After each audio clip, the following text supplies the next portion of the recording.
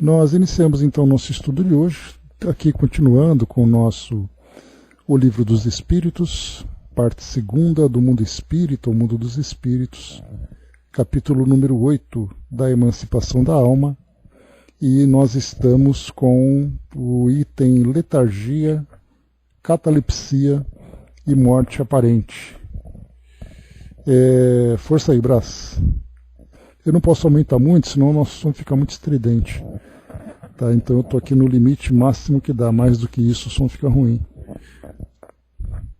Mas vamos lá. Então, nesse item aqui, nós estudamos, na verdade, as perguntas 422 até 424. E aí nós abrimos aqui parêntese para fazer um complemento com o estudo do livro Recordações da Mediunidade. Esse livro de Dona Ivone do Amaral Pereira, publicado em 1968, um ano antes de eu nascer. E nesse livro ela conta, no primeiro capítulo e no segundo capítulo, ela fala sobre esse tema, primeiro trazendo o Dr. Bezerra de Menezes, falando sobre o que são essas duas situações de catalepsia e letargia, lembrando que a morte aparente ela é uma consequência das outras duas, né, das anteriores. Então não são três condições diferentes, mas catalepsia e letargia, dependendo do grau em que elas se apresentam, elas vão trazer como característica aquela morte aparente. Então aqui nesse item, bom dia Marli, então nesse item o Dr. Bezerra ele traz para nós aqui uma visão mais técnica hoje felizmente já não tem tanta facilidade assim, né, Brás? Mas vai que, né?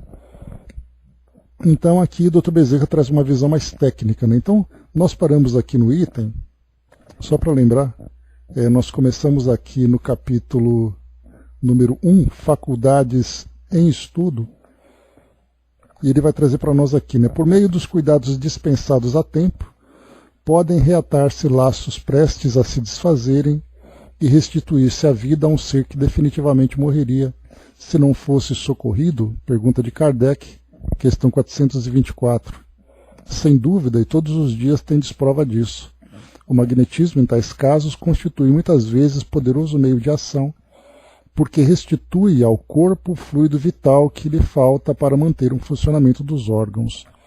E aí então a Dona Ivone começa trazendo para nós aqui, falando sobre letargia e catalepsia, inclusive fazer uma referência aqui sobre essa passagem, né?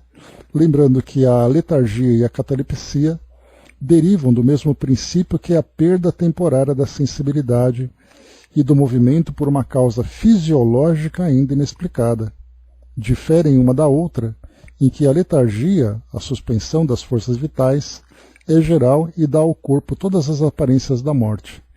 Na catalepsia fica localizada, podendo atingir uma parte mais ou menos extensa do corpo, de sorte a permitir que a inteligência se manifeste livremente, o que a torna inconfundível com a morte.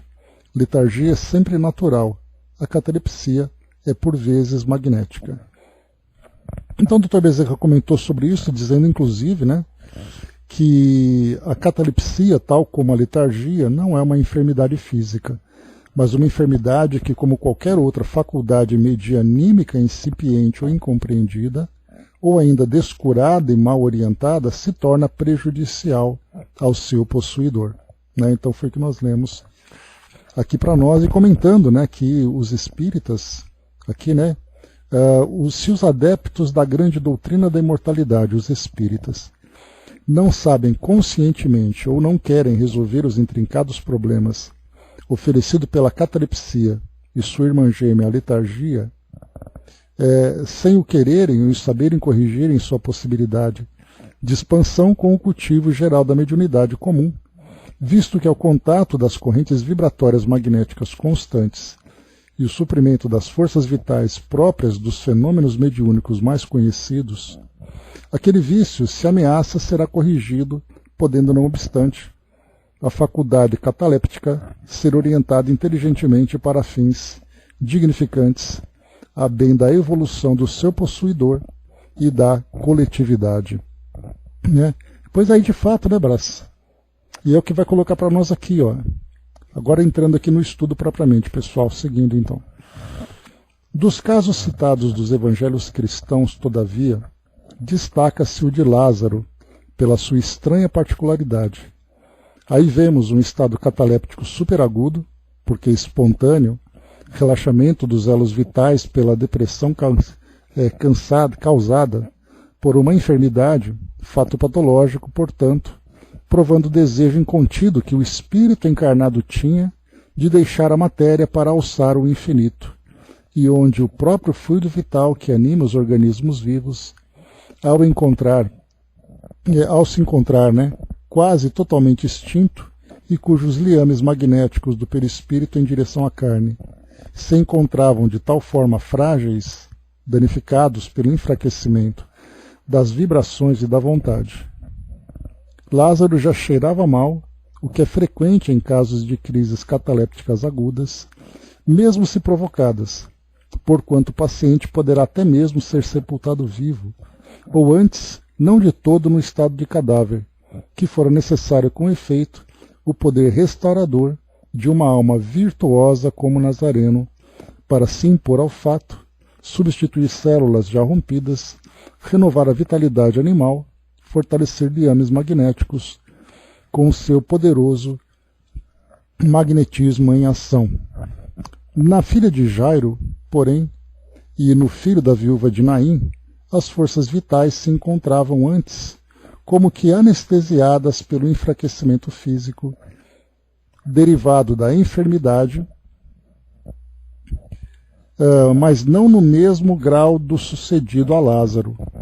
Neste, as forças vitais se encontravam já em desorganização adiantada, e não fora o concurso dos liames magnéticos ainda aproveitáveis e as reservas vitais conservadas pelo perispírito nas condições físicas robustas, o perispírito age qual reservatório de forças vitais e os laços magnéticos são os agentes transmissores que suprem a organização física.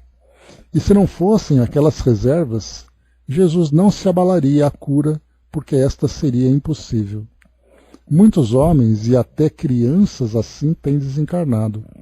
E se tal acontece antes da época prevista pela programação da lei da criação, nova existência corpórea os reclamará para o cumprimento dos deveres assumidos e, portanto, para a continuação da própria evolução.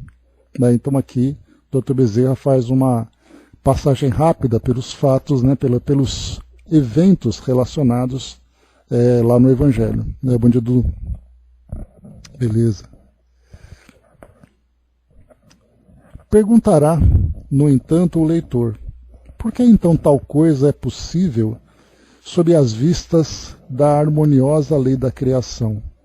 Que culpa tem o homem de sofrer tais ou quais acidentes, se não é ele quem os provoca e que se realizam muitas vezes à revelia de sua vontade? A resposta será então a seguinte: tais acidentes são próprios do carreiro da evolução, e enquanto o homem não se integrar de boa mente na sua condição de divino ser, ou de ser divino, vibrando satisfatoriamente no âmbito das expansões sublimes da natureza, mecanicamente estará sujeito a esse e demais distúrbios. Então aqui a gente se pergunta, né, por que o indivíduo vivencia a experiência tão estranha da catalepsia ou da letargia?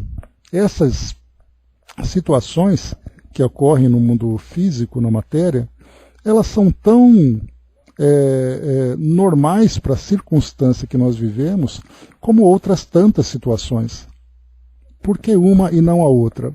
Isso acaba, na essência da ideia, sendo indiferente, porque a experiência do encarnado, para lidar com essas dificuldades, com esses distúrbios, é o que vai oferecer para ele o aprendizado.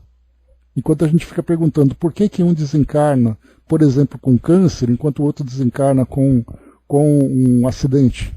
A pergunta, na verdade, qual o aprendizado que se tira de cada tipo de reencarnação? A gente fica lamentando a causa, mas não presta atenção no efeito. Então, porque nós aqui do mundo físico, naturalmente, nós vamos dar muito valor para a ideia da causa que leva a pessoa à desencarnação, por exemplo. Mas do lado espiritual, o que vai importar é como o indivíduo desencarna. Então, cada visão que nós temos depende do ponto de vista onde nós estamos. Aqui no caso, então, por que isso foi perguntado, né? Por que catalepsia, que culpa tem a pessoa? Na verdade, é o que se aprende com tudo isso, de acordo com o modo como ele lida com essas experiências, né? Seguindo, segue-se que para a lei da criação, a chamada morte não só não existe, como é considerada fenômeno natural, absolutamente destituído da importância que os homens lhe atribuem, exceção feita aos casos de suicídio e homicídio. Então ele fala para nós aqui que a morte ele é um fenômeno natural. Só deixa de ser natural quando ele é acompanhado por essa violência que intencionalmente provoca a desencarnação. Porque aí traz as suas consequências morais, né? A morte natural, então, em muitos casos, será um acidente facilmente reparável e não repercutirá com os foros da anormalidade, como acontece entre os homens. De outro modo, sendo a catalepsia e a letargia uma faculdade, patrimônio psíquico da criatura, e não propriamente uma enfermidade, compreender-se-á que nem sempre a sua ação comprova a inferioridade do seu possuidor, pois que, uma vez adestradas, ambas poderão prestar excelentes serviços à causa do bem, tais como as demais faculdades mediúnicas, que, não adestradas, servem de pasto a terríveis obsessões que infelicitam a sociedade e, quando bem compreendidas e dirigidas, atingirão feição sublime. Não se poderá afirmar, entretanto, que o próprio homem, ou a sua mente, a sua vontade, o seu pensamento, se encontrem isentos de responsabilidade no caso vertente, tanto na ação negativa como na positiva, ou seja, tanto nas manifestações prejudiciais como nas úteis e beneméritas. Então a gente lembra que esse tipo de faculdade, como é colocado aqui pelo Dr. Bezerra, embora nós tenhamos pouca compreensão, porque a mediunidade vista no nosso mundo hoje, especialmente pela ciência convencional, em particular da medicina, ela observa a mediunidade como, ou melhor, o efeito da mediunidade, no caso dos transtornos psíquicos que uma pessoa sofre pelo processo de obsessão, quando nós falamos sobre as percepções que o indivíduo tem, levando isso muitas vezes como casos de alucinação, psicologicamente falando sobre duplas personalidades e tudo mais. Na verdade, observa-se o efeito aqui do mundo físico sem compreender a causa. Então a gente vê que tudo depende da perspectiva em que nós estamos.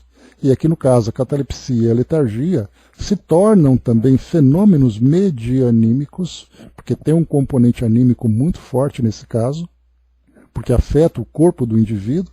E que tipo de experiência pode ser coletada a partir dali? A compreensão sobre as experiências de emancipação. Por isso, então, letargia e catalepsia, como nós conversamos no estudo passado, ela traz para nós uma experiência física sem considerar a experiência espiritual. Então o indivíduo se encontra paralisado naquela condição de quase morte. O que o espírito está vivenciando com isso? Então, esse trecho aqui, esse item que nós estudamos no Livro dos Espíritos, chama atenção exatamente isso, a diferença que existe entre a experiência física e a experiência espiritual de um indivíduo quando ele se apresenta nessa condição. Seguindo para nós aqui então, vamos lá.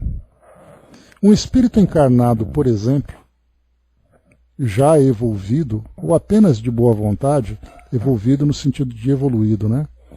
Ou apenas de boa vontade, senhor das próprias vibrações, poderá cair em transe letárgico ou cataléptico voluntariamente. alçar-se ao espaço para desfrutar o consolador convívio dos amigos espirituais mais intensamente, dedicar-se a estudos profundos, colaborar com o bem e depois retornar à carne, reanimado e apto a excelentes realizações. Isso para espíritos já evoluídos ou de boa vontade, porque vai aproveitar essa experiência de emancipação para atividades nobres, seja essa nobreza aplicada para o seu próprio desenvolvimento, seja em trabalhos em que vai auxiliar dentro das necessidades alheias e coletivas. Então aqui, isso para o espírito então evoluído e de boa vontade. Não obstante, segue o Dr. Bezerra, homens comuns ou inferiores poderão cair nos mesmos predispostos aos maus espíritos. Não obstante, os homens comuns ou inferiores poderão cair nos mesmos transes, conviver com entidades espirituais inferiores como eles e retornar obsediados, predispostos aos maus atos e até inclinados ao homicídio e ao suicídio. Um distúrbio vibratório poderá ter várias causas, e uma delas será o próprio suicídio em passada existência. Um distúrbio vibratório agudo poderá ocasionar um estado patológico, um transe cataléptico, tal o médium comum que, quando esgotado ou desatento na própria higiene mental e moral, queda de vibrações e, portanto, distúrbio vibratório, dará possibilidades às mistificações do animismo e à obsessão. Nesse caso, entretanto, o transe cataléptico trará feição de enfermidade grave, embora não o seja propriamente, e será interpretado como ataques incuráveis, indefiníveis, etc. O alcoólatra poderá renascer predisposto à catalepsia, porque o álcool lhe viciou as vibrações anestesiando-as. O mesmo acontecendo aos viciados em entorpecentes, todos considerados suicidas pelos códigos da criação. Então aqui já vale aqui uma análise mais filosófica, né?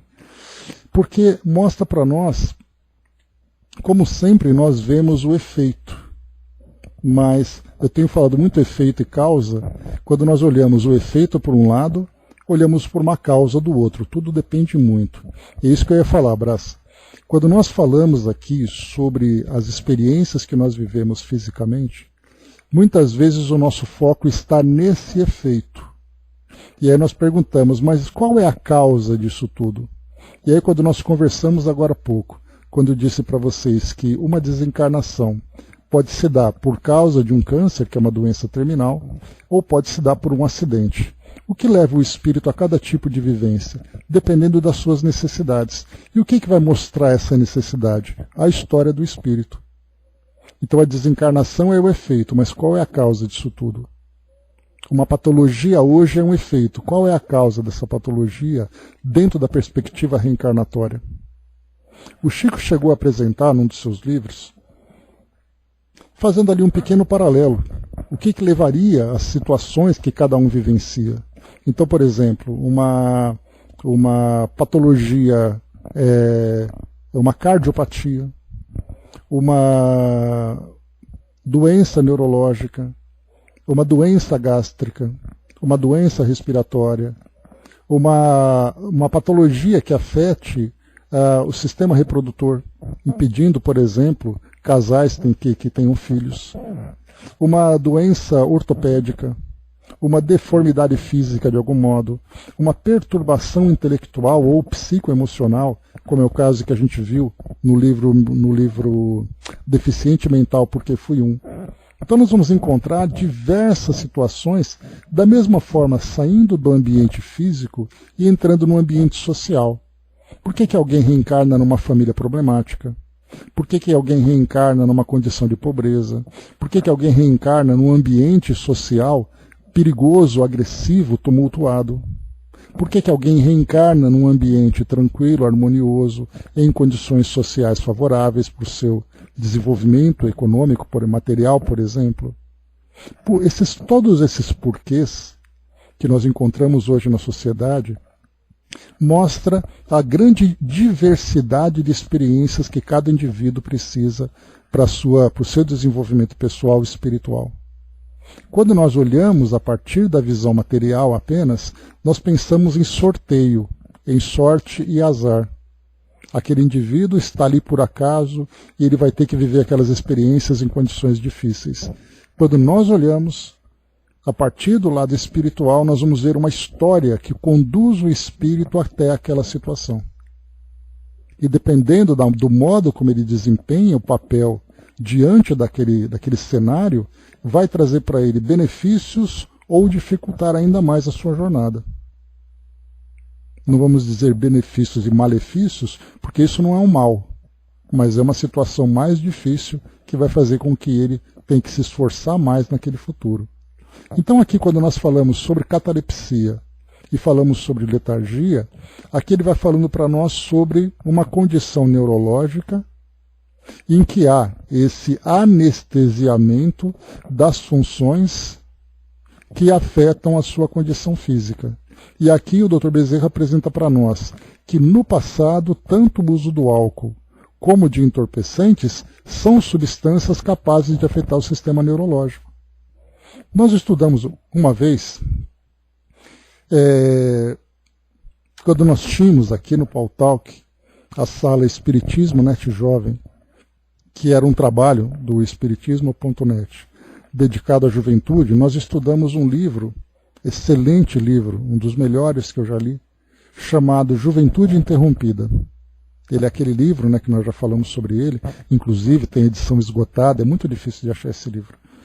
Então, nesse livro, contava para nós diversos casos de jovens que desencarnavam durante esse período. Então, Dudu, na época do Espiritismo Net Brasil, Espiritismo Net Jovem e tudo mais, né, a gente tinha várias salas. Ela funcionava de sexta-feira às 20 horas ou 21 horas, não me recordo. Éramos eu e o Flávio que fazíamos esse estudo. E a gente revezava, né, no desenvolvimento do livro, né. Hoje o trabalho dos jovens, né, que é o trabalho da mocidade, se encontra no YouTube, no canal do Espiritismo.net. Mas esse livro, ele conta então, Juventude Interrompida, a experiência de vários jovens que desencarnavam durante essa fase da existência e mostrava as consequências disso. Então eram jovens que desencarnavam, por exemplo, o primeiro caso que nós estudamos, e esses casos eram casos verídicos, né? Então era uma jovem que desencarnou por causa do aborto, por causa de drogas, por causa de violência no local onde ele vive, por causa de distúrbios de autoimagem, que é aquele caso, né, do um jovem que usa anabolizante para poder alterar o corpo físico, ou aquela jovem que sofre de bulimia e anorexia e acaba desencarnando por causa disso, suicídios. Então são vários casos assim, acho que eram 60 casos, 70 casos. E um deles, em especial, é isso que eu queria comentar com vocês, foi um caso de um jovem que desencarnou porque ele trazia uma gravíssima situação hepática. Ele trazia uma cirrose hepática congênita. Então ele desencarnou com 18 anos, 17 anos, alguma coisa assim. E depois ele conta que no seu passado, ele era no passado, ele era uma pessoa que viveu ali até os 50 anos mais ou menos, e ele acabou desencarnando por causa do excesso de bebidas que acabou afetando o seu fígado. E como ele acabou antecipando a sua desencarnação, que nesse caso, que o Dr. Bezerra coloca aqui, né, aquele igual André Luiz reforça, né, o tal do suicídio inconsciente, ele acabou antecipando o seu retorno ao mundo espiritual. Por causa de uma lesão no fígado, ele reencarna também trazendo essa lesão no fígado, e depois ele desencarna na juventude para completar aquele período que ele ficou que ele acabou interrompendo na existência anterior. Então eu estou trazendo para vocês essa comparação para a gente poder perceber que uma patologia, muitas vezes, ela começa numa existência e termina na outra. Ou muitas vezes começa numa existência e vai persistindo durante algumas encarnações até que o espírito consiga de fato se equilibrar diante dela.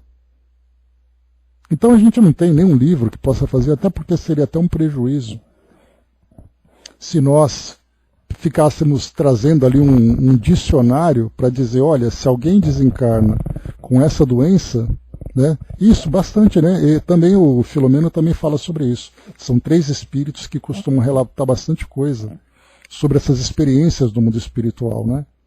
Então, o próprio Eustáquio também que a gente comentou, né, naquele livro. Então, nós vamos percebendo que se nós criássemos um livro que apresentasse uma tabela, por exemplo, ó, doença tal é por causa disso, doença tal é por causa daquilo, nós causaríamos, na verdade, um grande desserviço para o entendimento da nossa evolução espiritual. Porque as pessoas começariam a consultar e começariam a atribuir culpas a si mesmas ou a outras pessoas devido a uma análise limitada nessa visão, porque na verdade existe ali uma complexidade. Nós podemos ter pessoas, muitas pessoas, por exemplo, no Hospital do Câncer, e essas pessoas terem causas completamente diferentes, mas a experiência em si vai trazer para ela um aprendizado.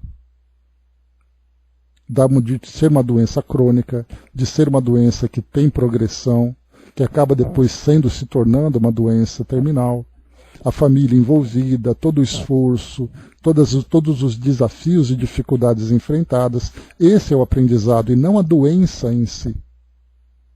Então, se nós ficarmos fazendo essas classificações, isso seria bastante perigoso, porque nós ainda temos uma visão ainda muito simplista e a gente ficaria depois muito mais focado, ficássemos ali, vamos dizer, muito presos a essa ideia, sem entendermos a essência e a complexidade disso tudo, né? Então tem bastante coisa para se aprender.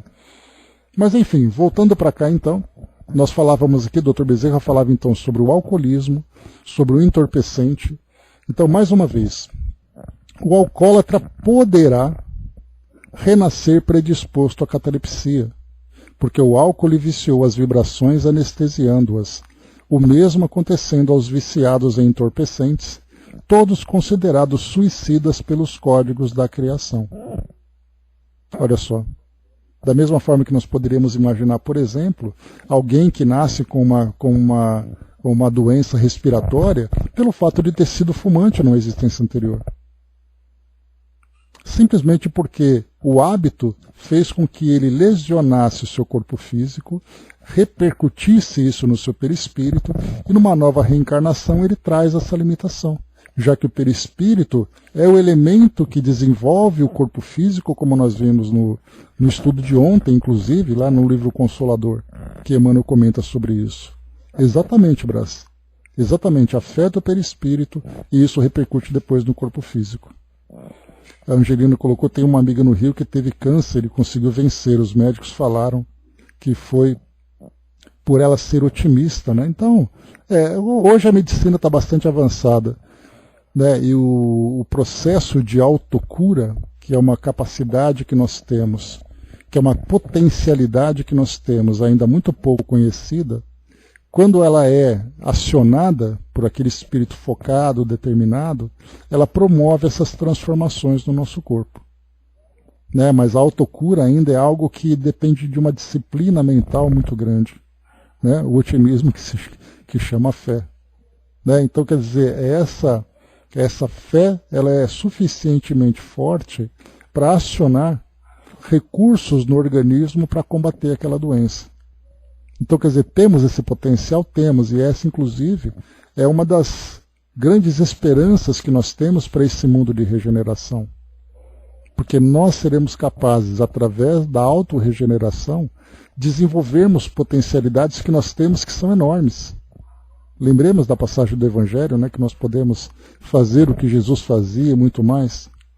É uma questão de aprendizado, de nos autoconhecermos, né, de promover o autoconhecimento e sermos capazes de mobilizar essas energias. hoje dedica a ajudar pessoas com problemas. A mesma coisa acontece também, Angelina, lá no Centro Espírita Leon Denis, eles faziam as transmissões, e ainda fazem, né, as transmissões de palestras. E tem uma palestrante chamada Luzia Matias. Ela é médica, se eu não me engano, a especialidade dela é ginecologia. E ela viveu um câncer. E ela então conseguiu vencer o câncer, e a partir dali ela se dedicava ao estudo da autocura, né, Marli? Então, ao estudo da autocura, que era um trabalho focado nisso. Então, uma vez por semana, ela trazia por experiência própria, para despertar em nós essa capacidade que nós temos. Então, isso é muito bacana de perceber que nós estamos destinados a isso. Agora é uma questão de aprender a lidar com essas forças, as nossas próprias forças e essas forças que existem em torno de nós. Vamos em frente. Em ambos os casos, diz aqui o Dr. Bezerra, em ambos os casos a terapêutica psíquica bem aplicada, mormente a renovação mental, influindo poderosamente no sistema de vibrações nervosas, será de excelentes resultados para a corrigenda do distúrbio, enquanto que a atuação espírita propriamente dita abrirá novos horizontes para o porvir daquele distúrbio, que evolverá para o seu justo plano de faculdade anímica. E tudo isso fazendo parte de uma expiação, porque será o efeito grave de causas graves. Também assinalará o estado de evolução, visto que se o indivíduo fosse realmente superior, estaria isento de padecer os contratempos que acima descrevemos. Todavia, repetimos, tanto a catalepsia como a letargia, uma vez compreendidas, uma vez bem compreendidas e dirigidas, quer pelos homens, quer pelos espíritos superiores, transformar-se-ão em faculdades preciosas, conquanto raras e mesmo perigosas, pois que ambas poderão causar o desenlace físico de seu paciente se uma assistência espiritual poderosa não o resguardar de possíveis acidentes. A letargia, contudo, presta-se mais à ação do seu possuidor no plano espiritual. Ao despertar, o paciente trará apenas intuições, às vezes úteis e preciosas, das instruções que recebeu e sua aplicação nos ambientes terrenos. É faculdade comum aos gênios e sábios, sem contudo constituir o privilégio, agindo sem que eles próprios dela se apercebam, porque se efetivam durante o sono e sob vigilância de espíritos poderosos ao acaso. Olha que interessante, né? Então, muitas vezes durante o sono, a letargia acaba acontecendo, porque ela é de uma forma profunda, e faz com que o desdobramento seja um desdobramento muito mais eficaz, para que o espírito possa desfrutar dessa condição de emancipação. Sendo superior, ele se aproveita dessa oportunidade para, interagindo com o mundo espiritual, absorver conhecimentos, absorver valores que vão ajudá-lo no seu desenvolvimento aqui no mundo físico. Dudu trouxe para nós aqui, né? A fé é a sua intimidade dentro da sua mente, fortalecendo na grande vontade e sabedoria da oração, que vence qualquer malefício do seu corpo físico, trazendo em muitos uma melhora da sua cura. Né? Então, como Emmanuel vai lembrar sempre, obrigado amigos, como Emmanuel vai lembrar sempre, não existe doenças, existem doentes. E se nós somos capazes de nos adoecer pelo nosso desequilíbrio, nós somos capazes de nos curar pelo nosso equilíbrio. Né? Então, a mesma força que nós usamos para a destruição, nós podemos usar para a construção. O Brás colocou, né, já conseguiu uma cirurgia de vesícula aqui em casa, e apareceu no raio-x, interessante, né? Pois é. Agora vem os mistérios, né? Como isso aconteceu, perguntaríamos, né? Mas vamos lá.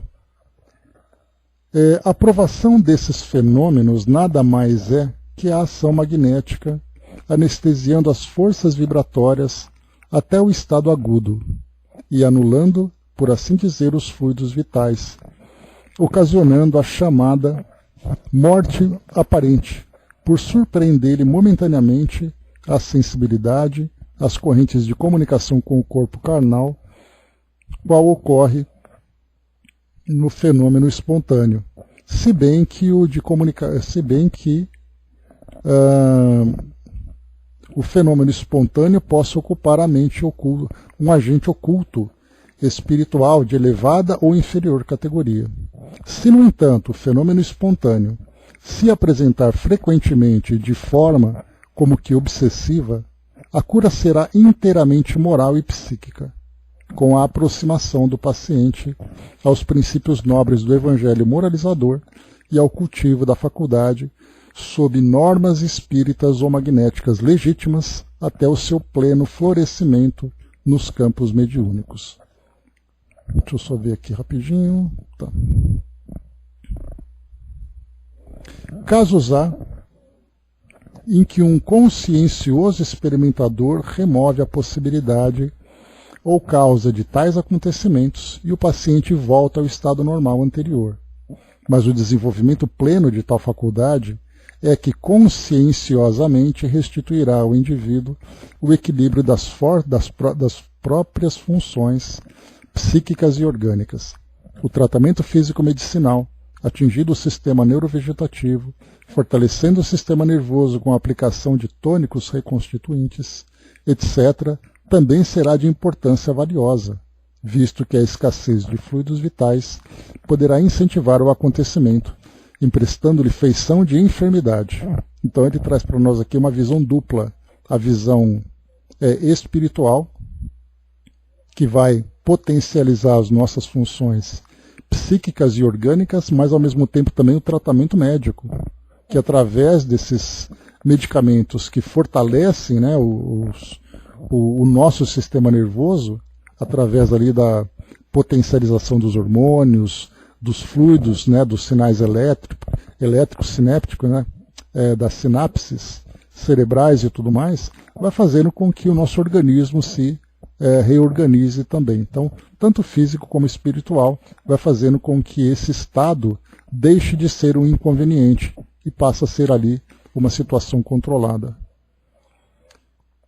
Cumpre-nos ainda advertir que tais faculdades relativamente raras, porque não cultivadas na atualidade, agem de preferência no plano espiritual, com o médium encarnado sob a direção dos vigilantes espirituais, campo apropriado, o mundo espiritual, para suas operosidades, tornando-se então o seu possuidor, prestimoso colaborador dos obreiros do mundo invisível e numerosas espécies de especulações a benefício da humanidade encarnada e desencarnada. Entre os homens, a ação de tais médiuns se apresentará de menor vulto, mas se souberem atentar nas instituições que com eles virão ao despertar, grandes feitos chegarão a realizar também no plano terreno. Então o que o Dr. Bezerra coloca é que se nós tivermos o pleno conhecimento e termos o entendimento de como lidar com essa mediunidade, ela vai fazer com que esse médium, em desdobramento, seja um canal de comunicação com o plano espiritual bastante proveitoso. Mas para nós é um caso tão estranho, digamos assim, porque o indivíduo vai entrar nesse estado de inconsciência, depois ele volta para relatar, né? Depois ele volta para relatar a experiência que ele vivenciou, e depende de uma organização do grupo mediúnico para poder lidar com tudo isso, que ninguém valoriza. Então, para nós, o trabalho mediúnico, ele é aquele trabalho que acontece naquele dia, horário programado, naquela reunião mediúnica, que acabou a reunião, o médium volta para a sua condição normal, fora do transe e tudo mais, né? Então, nós temos ali uma dificuldade muito grande, um medo, na verdade, de lidar com esses fenômenos que para nós ainda são estranhos. E ele vai finalizando. Os ensinamentos contidos nos códigos espíritas, a advertência dos elevados espíritos que os organizam e a prática do espiritismo demonstram que nenhum indivíduo deverá provocar, forçando-o, o desenvolvimento das suas faculdades mediúnicas, porque tal princípio será contraproducente, ocasionando novos fenômenos psíquicos e não propriamente espíritas, tais como a autossugestão ou a sugestão exercida por pessoas presentes no recinto das experimentações, a hipnose, o animismo, o personalismo, tal como o sábio Dr. Alexander Aksakov classifica o fenômeno, distinguindo-o daqueles denominados efeitos físicos. A mediunidade deverá ser espontânea por excelência, a fim de frutecer com segurança o brilhantismo, e será em vão que o pretendente se esforçará por atraí-la antes da ocasião propícia. Bom dia, professor. Então a gente lembra aqui que Kardec ele comenta no Livro dos Médiuns sobre o indivíduo que vai não forçando, mas ele vai se experimentando para saber se ele possui alguma faculdade que possa ser desenvolvida. Desenvolvida no sentido de educada, desenvolvida no sentido de ser aprimorada com a prática. Porque há aquelas que são ostensivas e há aquelas que estão em estado latente. Mas se o indivíduo não tem condições, e nós podemos imaginar o quanto Kardec deve ter se esforçado para saber se ele próprio era médium, e ali, pela biografia que nós conhecemos, ele não apresentava nenhum sinal de mediunidade ostensiva, mas certamente não foi por falta de teste, nós imaginamos, já que ele próprio era um grande estudioso do assunto, né? E se colocar como uma cobaia, digamos assim, não seria nada difícil para ele. Então, aqui a gente vai perceber que o Dr. Bezerra coloca então que muitas vezes forçando essa condição, e Kardec chama atenção para isso também, isso poderia trazer muito mais prejuízo do que benefício, porque entraria muito mais naqueles elementos que não são propriamente espíritas, como ele chama aqui para nós. Então, seria ali o personalismo, animismo, hipnose, etc. Então, a mediunidade deverá ser espontânea por excelência, a fim de frutecer com segurança e brilhantismo, e será em vão que o pretendente se esforçará por atraí-la antes da ocasião propícia. Tal insofridez redundará inapelavelmente, repetimos, em fenômenos de autossugestão, ou o chamado animismo ou personalismo, isto é, a mente do próprio médium criando aquilo que se faz passar por uma comunicação de espíritos desencarnados. Existem mediunidades que do berço se revelam no seu portador, e essas são as mais seguras, porque as mais positivas, frutos de longas etapas reencarnatórias, durante as quais os seus possuidores exerceram atividades marcantes, assim desenvolvendo forças do perispírito, sede da mediunidade, vibrando intensamente num e noutro setor da existência, e assim adquirindo vibratilidades acomodatícias do fenômeno. Então ele vai falando que a mediunidade de nascimento, a mediunidade desde o início, ela tem ali os seus pontos favoráveis. Para muitos, traz para nós ali o resultado de um progresso dentro do campo espiritual. E para outros vem ali como provas desde o início também. Então são experiências diversas que nós temos ali para cada espírito. E depois ele coloca: outras existem ainda em formação, forças vibratórias frágeis, incompletas, os chamados agentes negativos, que jamais chegarão a se adestrar satisfatoriamente numa só existência, e que se mesclarão de enxertos mentais do próprio médium em qualquer operosidade tentada, dando-se também a possibilidade até mesmo da pseudoperturbação mental, ocorrendo então a necessidade dos estágios em casas de saúde e hospitais psiquiátricos, se tratar de indivíduos desconhecedores das ciências psíquicas. Por outro lado, esse tratamento será balsamizante e até necessário, na maioria dos casos, visto que tais impasses comumente sobrecarregam as células nervosas do paciente, consumindo ainda grande percentagem de fluidos vitais, etc, etc. Para finalizarmos, possuindo na minha clínica espiritual fatos interessantes, cabíveis, nos temas em apreço, consignados nesse livro, patrocinarei aqui a exposição de alguns deles para estudo e análise dos fatos espíritas, convidando o leitor à meditação sobre eles, pois o espírita necessita profundamente de instrução geral em torno dos fenômenos e ensinamentos apresentados pela ciência transcendente de que se fez adepto, ciência imortal, que não poderá sofrer o abandono das verdadeiras atenções do senso e da razão. Então aqui, Dr. Bezerra de Menezes assina esse conteúdo. Bom dia, dona Miriam. Assina então esse conteúdo. Dudu colocou para nós.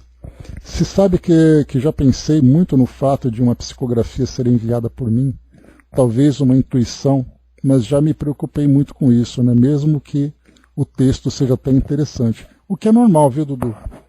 Porque são muitos e muitos os médiuns que se questionam, principalmente dependendo da forma como o desenvolvimento mediúnico acontece. Porque às vezes nós temos alguns dirigentes que trazem essa ideia de sempre ficar, olha, cuidado para você não ter autossugestão. A maioria das vezes assim acontece, porque é isso, porque é aquilo. E aí o médium, então, psicografa, e aí o orientador acaba questionando, pondo o médium em segurança, em dúvida sobre a sua própria capacidade. Então, com o passar do tempo e com a experiência, quer dizer, vai deixando disso acontecer. Mas no começo, se por acaso esse tipo de sugestão é lançada pelo orientador, lançada equivocadamente de uma forma negativa, o médium acaba sendo prejudicado, ele demora muito tempo para se reerguer, para sair desse medo, dessa insegurança, porque muitos médiuns até mesmo abandonam o trabalho mediúnico por causa desse temor. Não necessariamente, olha que curioso, não necessariamente por causa de ser um elemento anímico, mas pelo medo do julgamento, pelo medo de ser desqualificado pelos orientadores e pelos seus colegas. Então, aquele que trabalha no desenvolvimento mediúnico é uma pessoa-chave que vai abrir as portas ou travar as portas do médium que está se desenvolvendo. Todos os casos, Brás? Todos os casos, tanto a consciente como a inconsciente, ela depende muito de como o médium lida com isso. Então, assim, os espíritos muitas vezes afirmam que a mediunidade mecânica inconsciente ela é mais favorável para o trabalho deles, porque o médium acaba interferindo minimamente nessa mensagem, nessa comunicação. Mas às vezes a mediunidade que é consciente acaba auxiliando se o médium é bem educado e tem um bom desenvolvimento. Bom, meus amigos, aqui então nós terminamos esse ponto. Nesse mesmo capítulo agora, a dona Ivone vai contar a sua história, que era aqui. Ou melhor, ela vai primeiro falar um pouquinho sobre uma experiência. Deixa eu ver aqui rapidamente. É pequena, vamos a ela. Dá para a gente aproveitar nesse tempinho aqui. Então, nesse mesmo capítulo, para concluir. Por nossa vez, conhecemos pessoalmente, faz alguns anos, na cidade fluminense de Barra Mansa, ao tempo em que ali exercia as funções espiritistas, o eminente médium e expositor evangélico Manuel Ferreira Horta, amplamente conhecido pela alcunha de Zico Horta, a respeitável família e finamente educada. Sua faculdade apresentou-se inicialmente em feição de enfermidade, com longos ataques que desafiaram o tratamento médico para a cura. Observada, porém, a pedido da família e habilmente dirigida por aquele lúcido espírita, o jovem tornou-se médium de admiráveis possibilidades, com a insólita faculdade cataléptica que lhe permitia até mesmo o fenômeno da incorporação de entidades sofredoras e ignorantes, a fim de serem esclarecidas. Em 20 minutos, a médium apresentava os variados graus de catalepsia, inclusive o estado cadavérico após as 24 horas depois da morte, e os sintomas do início da decomposição, com as placas esverdeadas pelo corpo e o desagradável almíscar comum aos cadáveres que entram em decomposição. De outras vezes, no primeiro e no segundo grau do transe, transmitia verbalmente o receituário que ouvia das entidades médicas desencarnadas que a assistiam, obtendo assim excelentes curas dos numerosos doentes que procuravam a antiga assistência espírita Bittencourt Sampaio, dirigida por Zico Horta. Narrava fatos que via no espaço, transmitia instruções de individualidades espirituais sobre diversos assuntos, penetrava o espaço, penetrava o corpo humano com a visão espiritual e seus diagnósticos eram seguros, visto que os reproduzia verbalmente, ouvindo-os em espírito dos médicos espirituais. O tom da voz com que se exprimia era pausado e grave, e sua aparência física reproduzia o estado cadavérico, rigidez impressionante, agidez, arroxeamento dos tecidos carnais, inclusive as unhas, fisionomia abatida e triste, própria do cadáver, olheiras profundas. O mesmo sucedia, como é sabido, ao médium Carlos Mirabelli, que em poucos minutos atingiu o grau de decomposição, a ponto de as pessoas ali presentes às sessões em que ele trabalhasse só muito penosamente suportarem o fétido que dele se exalava, até que o transe variasse de grau em escala descendente, fazendo-o despertar. Ao que parece, a catalepsia aí era completa. Ambos de nada recordavam ao despertar. Uma vez de posse das indicações que ali ficam, animada nos sentimos a descrever nessas páginas alguns acontecimentos supranormais de que também temos sido paciente na presente vida orgânica, que o suposto leitor ajuíze e por si mesmo deduza até onde poderá chegar o intrincado mistério da mediunidade, porque a mediunidade ainda constitui mistério para nós outros, que apenas lhe conhecemos os efeitos surpreendentes, isto é, apenas a primeira parte dos seus estranhos poderes.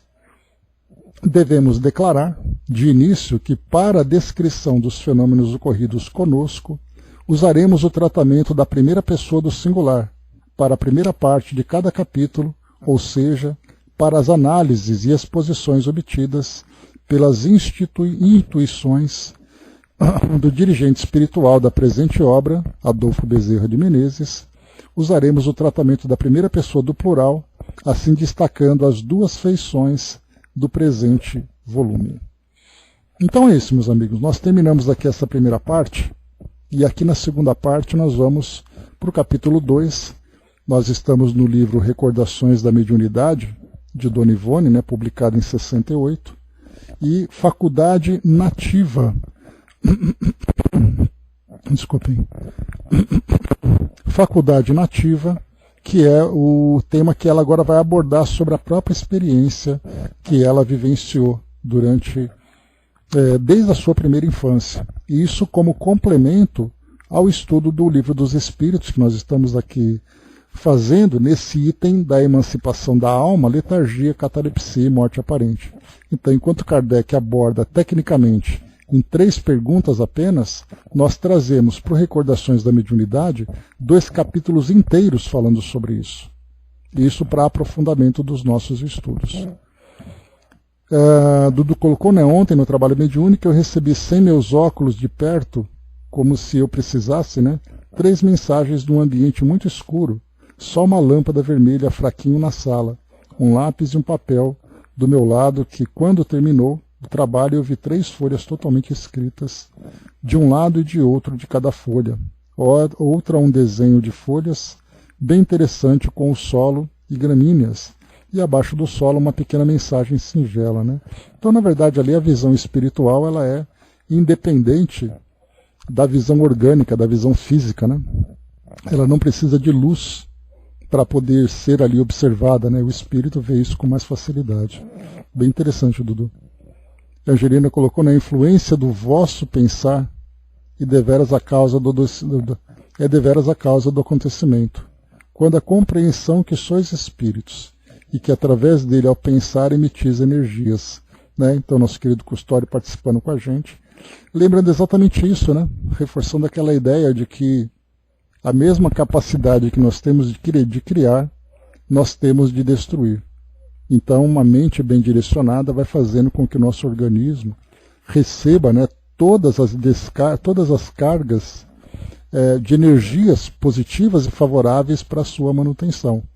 E da mesma forma, as energias desfavoráveis acabam provocando essa desarmonia e gerando as doenças que nós conhecemos. Então, mais uma vez, o nosso mundo de regeneração prevê exatamente isso. O mundo regenerado virá com espíritos regenerados.